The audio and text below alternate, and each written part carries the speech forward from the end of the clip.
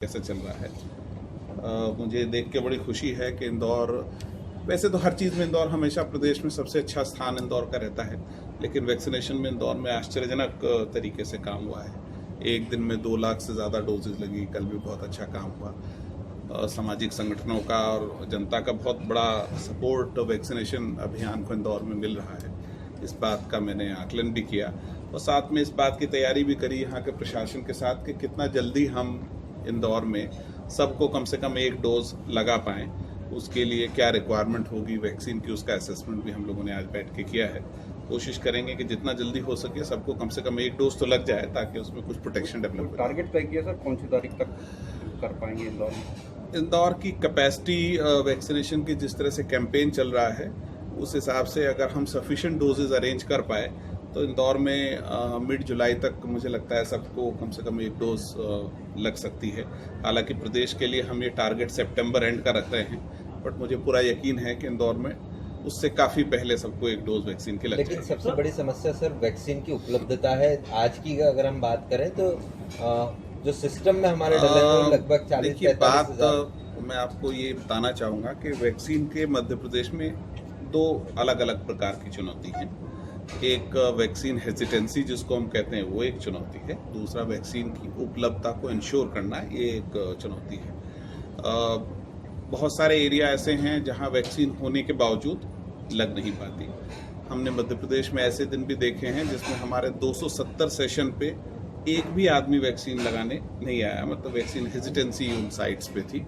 और बहुत सारे जगह वैक्सीन की जितनी डोज हम एक सेशन में 100 डोज का प्लान करते हैं वो ख़त्म हो जाती हैं और उसके बावजूद लोग लाइन में लगे रहते हैं। तो कंपोजिट पिक्चर है। वैक्सीन हेजिटेंसी एक इशू है कुछ जगह वैक्सीन की अवेलेबिलिटी इशू है। और मैं फिर कहता हूँ कि मैं ये इनको समस्या की दृष्टि से नहीं देखना चाहिए, ये हमारे सामने चुनौती है कि हम इन दोनों इश्यूज़ को किस तरह से एड्रेस करें। अब तक जो कैंपेन चलाने की बात हुई है उसमें वैक्सीन हेजिटेंसी को दूर करने में हमने काफ़ी हद तक कामयाबी पाई है।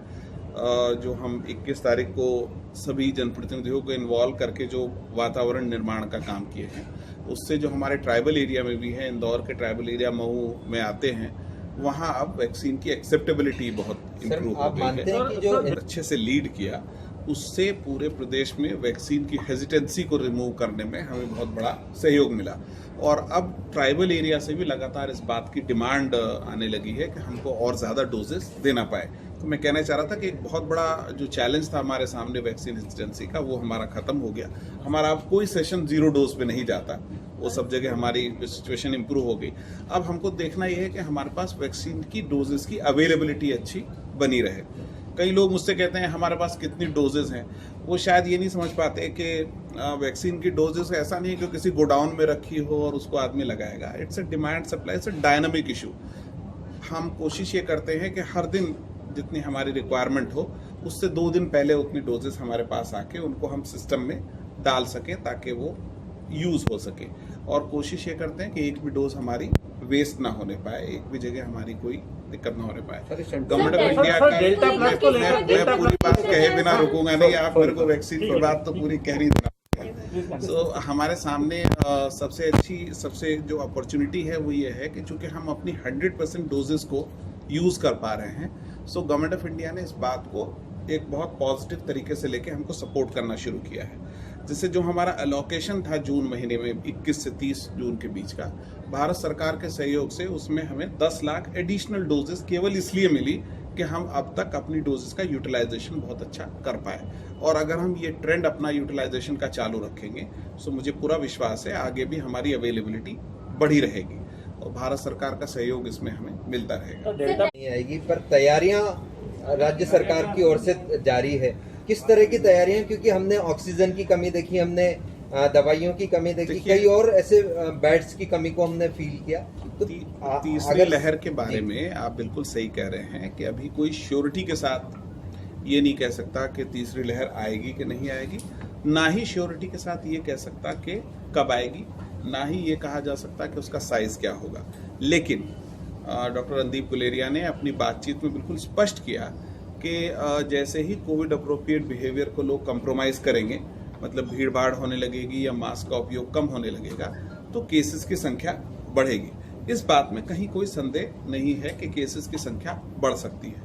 कितना लेवल तक बढ़ेगा ये इस बात पर निर्भर करेगा कि हम कोविड अप्रोप्रिएट बिहेवियर को कितना एक्सेप्ट कर पा रहे हैं। सो हम लोग लगातार कोविड अप्रोप्रिएट बिहेवियर का प्रचार प्रसार तो करते रहेंगे, लेकिन साथ ही हम इस बात का भी अरेंजमेंट करेंगे कि अगर मान लिया केसेस आते ही हैं सो हमको ऐसी चुनौती ना देखनी पड़े जैसे सेकंड लहर में हमको देखनी पड़ी। सेकंड लहर में हमारे साथ कई सारी समस्याएं आई, आपके सबकी जानकारी में है।